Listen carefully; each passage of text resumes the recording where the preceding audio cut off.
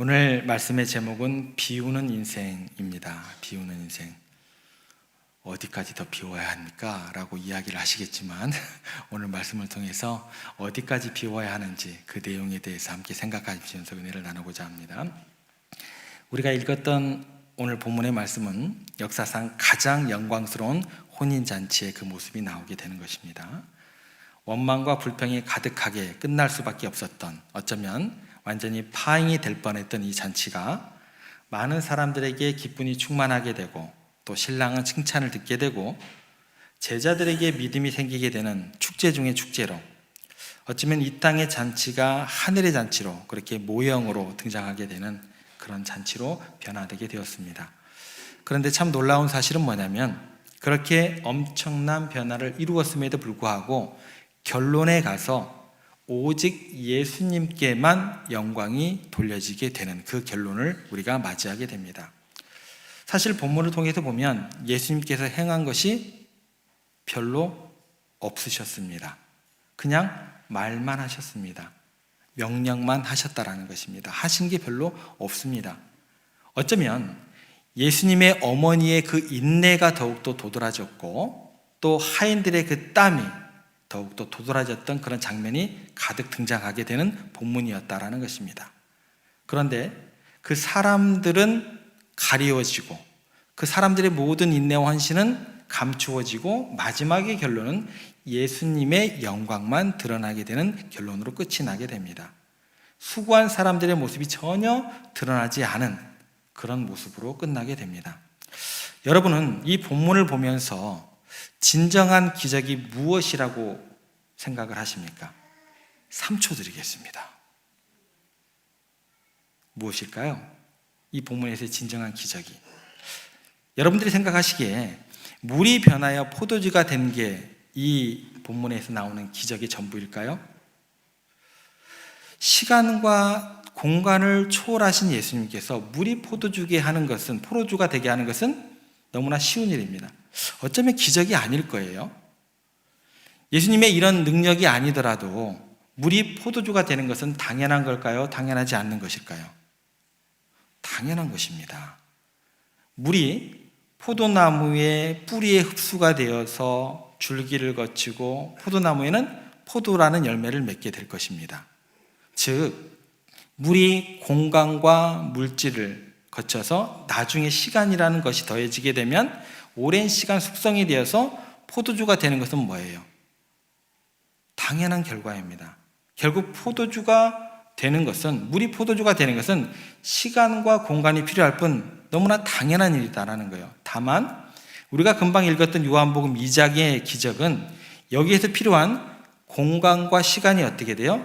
순간적으로 생략이 되었다라는 것뿐만 틀린 거예요. 그러니까 주님께서 시간과 공간을 초월한 분이기 때문에 이것은 어려운 일이 아니다라는 거예요. 더 이상 주님에게는 기적이 안 된다라는 것입니다. 생략이 가능하다라는 거예요. 이런 의미에서 물이 변하여 포도주가 된 기적은 기적이면서 동시에 더 이상 기적이 아닐 수 있다는 결론에 우리가 도달하게 됩니다. 그러면 진짜 기적은 무엇일까라는 질문이 우리들 가운데 생기게 됩니다. 진짜 기적은 뭐냐면 그 엄청난 일을 이루기 위해서 수고하고 땀 흘리고 헌신해 놓고 아무런 이야기도 하지 않고 불평 한마디 없이 침묵할 수 있었던 하인들이 있었다는 게 이 본문에서 기적이다라는 거예요. 여러분 생각해 보세요. 이 세상이 어떤 세상인데요? 어떻게 이런 사람들이 있을 수 있느냐는 거예요. 어떻게 이럴 수가 있느냐는 거예요. 만만한 세상이 아니거든요. 항아리에 물을 채우라 했는데 아기까지 채웠다고 그랬어요. 정말 열심을 다해서 순종함으로 자발적으로 최선의 노력을 해서 아기까지 채운 순종이었다라는 것입니다. 그런데요, 그렇게 헌신해 놓고 자기 자신에 대해서는 완전히 비웠던 사람들이 있었다는 게 정말 기적 같은 일이었다라는 거예요. 이 하인들이 했던 자기를 비우는 인생이 어떤 것이고, 그리고 얼마나 이것이 영광스러운 것인지 이 시간 우리가 함께 살펴보려고 합니다. 도대체 하인들의 이 비움을 통해서 이 잔치에는 어떤 일들이 이루어지는지, 이 비움을 통해서 우리의 삶의 자리에서는 어떤 것들이 이루어지기를 하나님께서 기대하시는지, 그것을 우리가 좀 알아야겠습니다. 첫 번째, 하인들은요, 다른 사람들을 칭찬받게 만드는 사람들이었다라는 것입니다. 자기를 비우면요, 다른 사람들이 칭찬을 받게 되는 그 결과로 이어지게 됩니다. 하인들의 모습은 이 세상의 가치체계와 정반대되는 그런 반응으로 일을 처리해 나갔다라는 것입니다. 그런데 진정한 의미의 회복과 기쁨과 기쁨의 감동이라는 것은 뭐냐면 늘 이렇게 세상의 가치와 반대로 움직이는 그런 모습이 있어야 가능하게 되는 것입니다. 우리가 9절 말씀, 10절 말씀을 다시 한번 같이 보겠습니다. 함께 읽겠습니다. 연회장은 물로 된 포도주를 맛보고도 어디서 났는지 알지 못하되 물떠온 하인들은 알더라. 연회장이 신랑을 불러 말하되 사람마다 먼저 좋은 포도주를 내고 취한 후에 낮은 것을 내거늘 그대는 지금까지 좋은 포도주를 두었도다 하니라. 우리가 금방 읽은 말씀을 보면 지금 연회장은 물로 된 포도주를 맛보고 어디서 났는지 알았어요? 몰랐어요? 예, 몰랐습니다. 그런데 누구만 알고 있어요? 하인들은 다 알고 있었다라고 기록되어 있습니다. 왜일까요? 왜 하인들만 알고 있었을까요? 예, 자기들이 수고했으니까. 하인들이 수고했기 때문에 하인들의 손끝에서 항아리에 물이 담겨져 있고 아기까지 자기들의 마음이 담겨져 있고 그렇게 가득 찼었기 때문에 하인들의 손끝에서 뭐가 일어난 거예요? 기적이 일어났으니까 누구만 아는 거예요? 하인들은 아는 거예요. 그런데 결국 포도주가 어디서 났는지 알지 못하는 연회장은 모르잖아요. 그래서 누구를 부르게 돼요? 예. 하인들을 불러서 칭찬하는 게 아니라 누구를 칭찬해요? 신랑을 불러서 칭찬을 하게 됩니다. 고생은 누가 하고 하인들이 고생은 죽도록 다 했는데 칭찬은 누가 받아먹는 거예요? 신랑이 다 받는 것입니다. 여러분들은 이 장면을 어떻게 생각하셔야 될까요? 여러분 같으면 여러분들이 하인이라고 한다면 어떤 생각을 미치게 될까요? 다른 사람을 칭찬받게 만드는 사람이 성경에서 이야기하는 훌륭한 사람들이다라는 거예요. 신랑은요, 지금 포도주가 떨어졌는지 어느 정도 있는지 남아있는지 몰라요. 그리고 칭찬을 막상 받았을 때도 이게 무슨 말이야, 무슨 칭찬이야 몰라요. 무슨 말인가도 전혀 모릅니다. 왜요? 자기의 손끝으로 이루어진 일이 아닙니다. 알 리가 없죠. 이 장면에서는 두 종류의 사람이 등장하게 됩니다. 그냥 아무것도 모르고 그냥 칭찬만 받아는 사람이 있고, 그리고 어떤 사람은 자기가 칭찬을 받아야 함에도 불구하고 다른 사람이 칭찬받는 것을 경험을 하면서 그냥 만족하고 기뻐하는 사람이 있습니다. 이 두 종류의 사람이 나오게 됩니다. 이 내용을 좀 더 깊게 한번 생각해 보겠습니다. 연회장은 그러면 왜 신랑을 불러서 칭찬을 했을까요? 포도주가 어디에서 났는지 모르니까 그렇게 되었죠. 왜 몰랐을까요? 누가 이야기를 안 한 거예요? 예. 하인들이요, 자기들이 수고했다고 이야기를 하지 않은 거예요. 그러면 연회장이 뭐가 뭔지도 모르고 애먼 사람 불러가지고 칭찬을 하면 하인들 입장에서는 뭐라고 해야 돼요? 허허, 당신이 지금 뭘 잘 몰라서 그러는가 본데 우리가 이렇게 수고를 했고 그래서 이런 기적이, 이런 엄청난 일이 일어난 것입니다. 우리의 손끝을 통해서 이런 엄청난 기적이 일어난 것입니다 라고 말할 법도 한데 전혀 이야기를 하지 않았어요. 그냥 조용히 순종을 했고 그게 이야기의 끝이 되어버렸습니다. 정말 위대한 사람은요, 내 헌신과 내 땀과 내 수고로 다른 사람이 칭찬받을 때 그 안에서 만족하고 행복할 수 있는 사람이 진짜 위대한 사람이다라는 거예요. 우리 교회에 오늘에 있기까지 헌신했던 그 많은 헌신들이 헛되지 않으려면 우리는요, 하나님 안에서 침묵할 수 있어야 돼요. 내가 옛날에 이렇게 했는데 그 순간 과거의 헌신들과 땀과 수고와 노력들은 공든탑이 무너지듯 다 무너지게 되어 있습니다. 죽도록 헌신해놓고 수고해놓고 입으로 다 허무는 사람들이 되어서는 안 될 것입니다. 사람에게 보이려고 그들 앞에서 너희 의를 행치 않도록 주의하라. 그렇지 아니하면 하늘에 계신 너희 아버지께 상을 얻지 못하느니라 라는 주님의 말씀처럼 사람에게 보이려고 하고 자기 의를 쌓으려고 하면 그것은 하늘의 상이 그 순간 사라지게 되는 것입니다. 내가 수고하고 아무도 알아주지 않아야, 내가 수고했는데 다른 사람이 오히려 칭찬을 받아야 그 자리를 누가 메꾸어 주시는 거예요? 누가 갚아주시는 거예요? 하나님께서 갚아주신다라는 게 성경의 원리입니다. 하나님께서 꿈꾸는 세상은 바로 이런 세상입니다. 늘 자기를 감추고 다른 사람을 칭찬받게 만드는 세상, 그게 하나님의 꿈이다라는 거예요. 그러면 반대로 마귀가 꿈꾸는 세상은 어떤 것일까요? 반대면 되겠죠. 다른 사람들의 못된 짓이나 하나님의 말씀을 순종하지 않는 것 때문에, 죄를 짓는 것 때문에 오히려 애매한 사람들이 피해를 당하는 경우가 많게 되더라는 거예요. 그래서 사람이 미워지고요, 세상이 싫어지고요, 교회에 나오긴 더더욱 싫어지게 되는 것입니다. 정말 하나님이 보시기에 안타까운 일이죠. 이게 하나님의 꿈이 아닌데. 여러분, 교회가 행복하고 부흥하고 위대한 부흥의 역사가 일어나려면 다른 사람들을 칭찬받게 만드는 사람이 많아지면 되는 거예요. 그게 무엇이에요? 그게 신앙이 위대함이다라는 것입니다.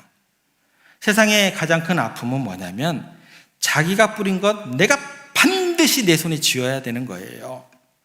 내가 수고한 것 반드시 정당한 대우를 받아야만 속이 시원한 거예요. 아니요, 이것도 뛰어넘더라고요. 내 대우보다 더 많은 것을 내 손에 내 욕심대로 가득 채워야 돼요. 그러면 어떻게 될까요? 마귀가 꿈꾸는 세상을 내가 만들어가는 거예요. 행복하지 못해요. 삶에 기쁨이 없는 거예요. 뭔가 아직도 수고한 것에 비해서 부족하게 받고 있을 때 우리 가운데 채워지는 게 뭐예요? 그게 하늘 상급이다라는 거예요. 이게 하나님 나라의 원칙이다라는 것입니다. 아무도 알아주지 않아도 그럼에도 불구하고 했던 그 한인들의 반응은 그래서 너무나 중요하다라는 거예요. 다른 사람이 칭찬을 받아도 행복할 수 있는 인격이 되어 있습니다. 누구 안에서? 하나님 안에서 채워주실 그 약속의 말씀이 있기 때문에 그런 사람이 뭐예요? 이미 복을 내 삶에서 누리고 있는 사람인 거예요. 이미 복받은 사람이고 하나님께서는 그런 사람을 더욱 귀하게 여기고 위대하게 쓰실 줄 믿으시기를 바랍니다. 마하트마 간디가 이런 이야기를 했다고 합니다. 이 세상은 모든 사람의 필요를 채울 수 있는 데는 충분하나 모든 사람들의 탐욕을 채우는 데는 충분하지 못하다. 여러분, 우리들의 욕심이라는 것, 탐욕이라는 것, 우리의 칭찬의 갈망이라는 것은 온 세상을 다 주어도 절대 채워지지가 않습니다. 결국은 다른 사람 칭찬받게 해주는 것 자체가 우리들 가운데 행복이고 복의 근원이 될 줄로 믿으시기 바랍니다. 그게 하나님의 축복을 우리 가운데 누리는 그 원칙이 되는 거예요. 한때요, 충성했던 가신들이 결과적으로는 주군에 대해서 배반하는 경우가 굉장히 많습니다. 그 이유가 뭘까요? 주군에 대한 생각이 이렇게 바뀌는 거예요. 내가 이만큼 헌신했는데 나를 이렇게 대해? 그것이 그 사람에게도 불행이 되고 그 공동체도 불행하게 만들고 그 나라와 민족 전체를 불행하게 만드는 거예요. 우리가 주님이라고 고백하는 그 주님께 우리의 헌신과 우리의 노력들이 어떤 결과로 나아가야 될지 고민하시기 바랍니다. 우리 교회가 아름다운 공동체가 되기 위해서는 우리의 모습이 어떤 모습으로 날마다 이어져야 될지 고민하시기 바랍니다. 가만히 생각하면 세상에는요, 4가지 종류의 사람들이 있습니다. 다른 사람이 칭찬받게 하는 사람, 자기만 칭찬받는 사람, 남을 욕먹게 만드는 사람, 남에게 욕먹는 사람, 네 가지 종류인 것 같아요. 여러분들은 어디에 속해 있습니까? 부디 우리 교회 모든 성도들께서 남이 칭찬받도록 만드는 사람들이 되시기를 바랍니다. 이쯤 되면 예수님께 있어서 물이 포도주가 된 것은 관심 바뀝니다. 아마 관심이 없어요. 하인들에게 온통 예수님의 시선이 고정되어 있을 것입니다. 너희들 정말 훌륭하다. 어떻게 너희들이 고생해놓고 칭찬이 신랑을 받는데 한마디 말이 없느냐. 한마디 불평이 없이 신랑이 기뻐하는 거 보고 그냥 그렇게 만족하면서 옆에서 그렇게 행복해하느냐. 이 잔치를 보시는 예수님의 눈에 잔치에서 정말 위대한 사람은 누굴까요? 하인들이다라는 거예요. 세례 요한을 한번 생각해 보겠습니다. 예수님을 향하여 그가 했던 것은 뭐냐면 그는 흥하여야겠고 나는 쇠하여야 하느니라. 이 말을 했을 때 세례 요한 상황이 어떤 거냐면 자기의 제자들을 다 예수님께 넘겨주고 난 상황이에요. 그리고 난 다음에 뭐라고 했냐면 나는 그의 신발끈을 풀기도 감당치 못하겠다. 이렇게 고백을 하는 거예요. 그래서 그가 예수님께 들었던 이야기가 이 얘기입니다. 여자가 낳은 자 중에 세례 요한보다 큰 이가 없느니라. 예수님께 최고의 복된 소식, 그 소리를 듣게 되는 세례 요한의 모습이 되었다는 것입니다. 그렇다고 하면 그동안 우리들은 얼마나 주님과 다른 사람이 칭찬을 듣게 했느냐 돌아보셔야겠죠. 직장에서 여러분들 때문에 여러분들의 상사와 후배와 동료들이 얼마나 칭찬을 받으셨을까요? 교회에서 여러분들 각자 한 사람 한 사람 때문에 다른 사람이 칭찬을 받았던 그런 경험이 있으십니까? 가정에서는 어떻습니까? 아니면 기어이 나서서 내가 했습니다, 내가 했노라고 인정받기를 위해서 노력하셨습니까? 주님께서 이런 말씀을 하셨습니다. 오른손이 하는 일을 왼손이 모르게 하라라고 이야기하셨습니다. 이 말씀을 하신 이유가 뭘까요? 이렇게 나의 순종으로 다른 사람이 칭찬을 받는, 그런 듣는 감동적인 세상을 내가 꿈꾸고 있으니까 너희들이 그 세상을 만들어라는 거예요. 그래서 뭐라고 하세요? 오른손이 하는 일을 왼손이 모르게 하면 누구만 받아요? 신랑만 칭찬을 받는 거예요. 여러분들이 오른손이 하는 일을 왼손이 모르게 하면 누구만 칭찬받는 거예요? 저만 교만해지는 거예요. 그렇잖아요. 그 원리라는 거예요. 왼손이 하는 일을 오른손이 모르게 하라. 오른손이 하는 일을 왼손이 모르게 하라. 여러분, 세상이라는 것은 하나님께 만드실 때 심은 자가 있고 거두는 자가 따로 있게 해놓으셨다라는 거예요.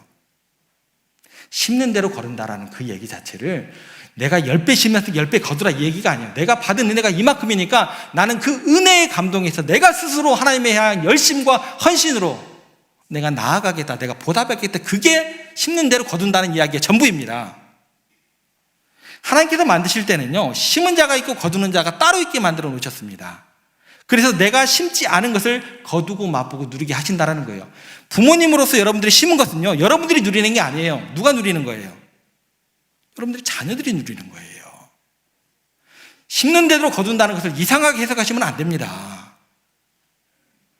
그래서 내가 심지 않은 것을 거두는 맛보는 그런 신앙의 감칠맛이 주어지는 거예요. 그것을 맛보고 누리는 행복을 누리라는 거예요. 내가 심은 것은 내 후손들과 내 주위에 있는 사람들이 받는 거예요. 내 선배들과 내 주위에 있는 사람들이 심은 건 누가 거두는 거예요? 내가 거두는 거예요. 그것이 뭐예요? 하나님의 세계, 그것을 뭐라고 얘기를 해요? 은혜라는 단어를 거기에 쓰는 것입니다. 예수님께서 바로 이 원리로 사셨습니다. 로마서 4장 24절에 보면 이런 말씀이 나옵니다. 예수는 우리가 범죄한 것 때문에 내줌이 되고 또한 우리를 의롭다 하시기 위하여 살아나셨느니라. 죄는 우리가 당했는데 누가 형벌을 당하셨다고 나와요? 예수님께서 당하셨습니다. 그러면 그 혜택을 누가 받는 거예요? 우리가 받는 거예요. 우리가 의로워지는 혜택을 받는 거다라는 것입니다. 피 흘리고 아픔을 겪고 고통을 당하신 건 예수님이고 생명을 내주신 건 예수님인데 우리가 오히려 의로워지고 복을 받게 되는 건 누구 때문이에요? 예수님 때문에. 이것이 뭐예요? 복음의 기본적인 작동 원리입니다. 은혜의 작동 원리가 이거다라는 거예요. 그래서 기독교는 은혜의 종교다라는 것입니다. 이런 이유 때문이에요. 값없이 사랑을 받고 인정을 받기 때문에 그렇다라는 것입니다.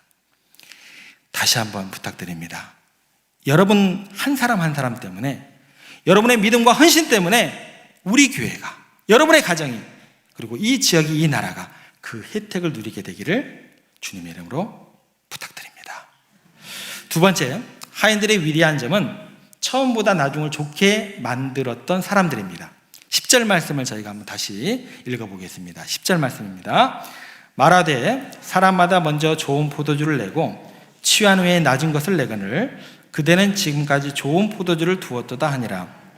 여기 보시면 처음 포도주가 좋아요, 낮은 포도주가 좋아요? 예, 낮은 포도주가 더 좋다라고 나오게 됩니다. 이것을 경험한 연회장이요, 충격을 받게 됩니다. 다른 곳에서는 경험해 보지 못한 어떤 순서의 배치거든요. 보통 세상의 잔치는 뭐예요? 처음에는 최고급 포도주를 내놓고 이야기를 합니다. 이 포도주로 말씀드릴 것 같으면 어디 산이고 몇 년 된 거고 붙일 수 있는 자랑은 다 갖다 붙이면서 이야기를 하면서 사람들에게 우와 뭐요? 감동을 줍니다. 그게 세상의 잔치의 시작입니다. 그런 후에 취해서 정신이 왔다 갔다 할 때는 여러분들 잘 모르시겠지만 그 맛을 어떤 맛인지 잘 모른다고 해요. 취하고 난 다음에는 제가 설명을 드리는 거예요. 그때는 어떤 술이 나와요? 어떤 포도주가 나와요? 그냥 아무 포도주나 나오는 거예요. 아무거나 싸구려 뭐 어디 산이고 몇 년 된 거 필요 없어요. 그런 걸 내준다고 합니다. 그런데 그렇게 속이면서 베푸는 잔치가 세상의 잔치라는 거예요. 그런데 지금 연회장은요, 포도주가 맛이 갈수록, 시간이 갈수록 좋아지는 것을 보고 너무나 충격을 받는 거예요. 세상 사람들과 너무나 다르다. 세상과 너무 다르다. 놀라는 거죠. 칭찬을 아니할 수가 없게 되는 거죠. 여러분, 세상 사람들의 일반적인 삶의 원칙을 한번 돌아보시기 바랍니다. 처음에 무조건적으로 너무나 잘해줍니다. 너무나 많은 혜택을 줄 것 같고 엄청난 것을 얻을 것 같으면 여러분들은 어떻게 해야 돼요? 무조건 36개 주랭랑 하셔야 됩니다. 도망가셔야 돼요. 걸려들면 큰일 납니다. 100% 사기꾼입니다. 처음은 잘해주지만 나중에는 여러분들 피눈물 나게 하실 그런 사람들이다라는 거예요. 예전에 보면 딸기 상자 같은 걸 딱 사면 위에는 굉장히 알이 커요. 그죠? 빨개요. 그것을 한 줄을 딱 먹고 나면 밑에는 알이 작아요. 예. 그런 것들을 많이 보게 됩니다. 사과 상자도 그렇죠. 눈가림하고 속이는 것이 어떻게 그렇게 보이게 하는 것이 세상의 방법이다라는 거예요.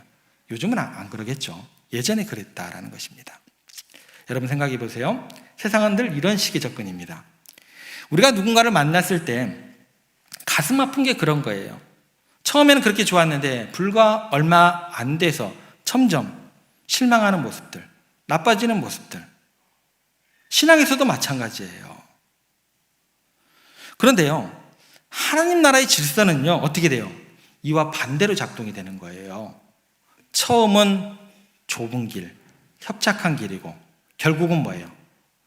영광과 기쁨의 길이다라는 것입니다. 십자가의 길로 시작을 해서 나중에 영광의 면류관으로 보답해 주신다는 게 하나님의 말씀입니다. 인내와 절제는 힘들지만 그것이 생명의 길임을 알고 우리가 기뻐하고 행복할 수 있다라는 것입니다.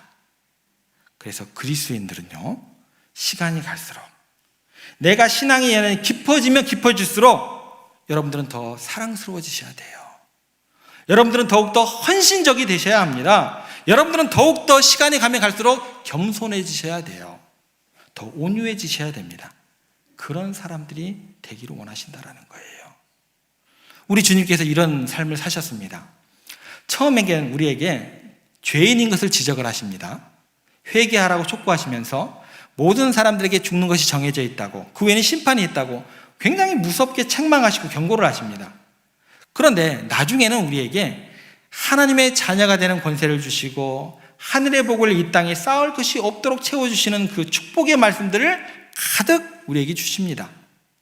주님은 우리에게 처음보다 날이 가면 갈수록 좋은 분으로 다가오십니다. 이것이 무슨 나라의 특징이라고요? 하나님 아버지 나라의 특징이다라는 거예요. 이게 어떤 특징이 돼야 돼요? 이 땅에서 천국, 교회의 특징이 돼야 된다는 것입니다. 우리는 어느 쪽에 속해 있습니까? 가정에서, 교회에서, 직장에서 사귈수록 좋은 포도주를 내는 그런 잔치와 같은 쪽에 속해 있습니까? 아니면 알면 알수록 별 볼 일 없는 사람으로 사람들에게 실망을 끼치고 있습니까? 신앙생활도 마찬가지예요. 오래 끓인 뼈에서 진국이 나오시지 그리스도인들은요, 그렇게 처음보다 나중에 하나님의 마음에 기쁨이 되고 자랑이 되는 그런 좋은 열매를 맺는 그런 크리스찬들이 되어야 된다는 것입니다. 한 사람의 이름 없는 희생과 섬김이 하늘나라와 같은 공동체와 우리 교회와 가정을 만드는 거예요. 가나 혼인잔치는 주님의 능력으로 이런 일이 가능했습니다. 그런데요, 그 능력의 통로는요, 철저히 자기를 비웠던 보잘것없는 하인들이 있었기 때문에 가능했다는 것을 절대로 잊으시면 안 됩니다. 꼭 기억하시기 바랍니다. 그들의 이름 없는 순종과 땀 흘림이 이런 놀라운 축복, 전혀 느껴보지 못한 새로운 질서를 사람들에게 맛보게 했다라는 것입니다. 우리 교회가 그런 질서를 맛보게 해야 돼요. 여러분들이 가정에서, 직장에서 그런 질서를 세상 사람들로 맛보게 해야 된다는 것입니다. 그게 여러분들을 부르신 목적이에요. 우리 교회를 이곳에 세우신 목적이 그것밖에 없습니다. 다른 거 생각하지 마세요. 우리도 우리가 속한 이 민족과 교회에 모자람이 보여지는 순간에 자기를 비움으로 처음보다 나중에 좋은 형편을 만드는데 우리가 사용돼야 할 것 같습니다. 우리 교회는 이것이 부족해. 내가 섬기지 않는 거예요. 내가 조용히 순종하지 않는 거예요. 내가 사랑하지 못하는 거예요. 내가 하나님께 충성되지 못하는 거예요. 다른 사람이 문제가 아니다라는 것입니다. 처음보다 나중 형편을 좋게 만드는데 우리가 사용돼야 된다는 거예요. 제가 가장 시험에 걸려 넘어질 가능성이 높은 목사라는 직분에 있습니다. 항상 깨어 기도하겠습니다. 여러분들도 마찬가지입니다. 내가 올 때는 정말 이런 부분에서 미약한 교회였는데 자기를 비움으로 더 좋은 포도주를 내는 교회가 되도록 여러분들이 만드시는 거예요. 제가 만드는 게 아닙니다. 여러분들이 만드시는 거예요. 저보고 만들려고 하면 하나님께서 저만 여기 교회에 세우셔야 되죠. 여러분들 각자를 다 우리 세종이라는 아름다운 공동체에 부르셨잖아요. 여러분들이 세종교회를 만들어가고 여러분들이 하나님을 자랑하고 여러분들이 하나님의 교회를 이루어가는 것입니다. 이것이 하나님의 나라의 일을 하는 사명일 것이고 이것이 여러분들의 보람이 될 것이고 여러분들의 신앙생활의 의미의 모든 것이 되어야 할 것입니다.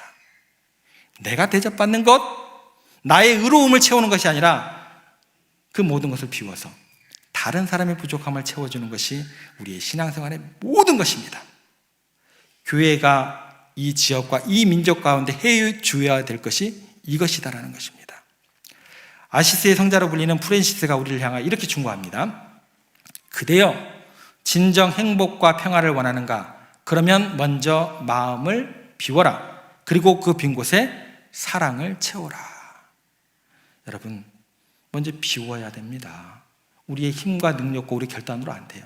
우리 비워진 그곳에 성령 하나님께서 충만히 우리 가운데 자리하시고 우리의 힘과 능력이 아닌 그 성령님의 힘과 능력을 통해서 우리가 그 비움 가운데서 하나님의 영광만 나타낼 수 있는 우리의 삶의 자리가 될 수 있다는 거예요.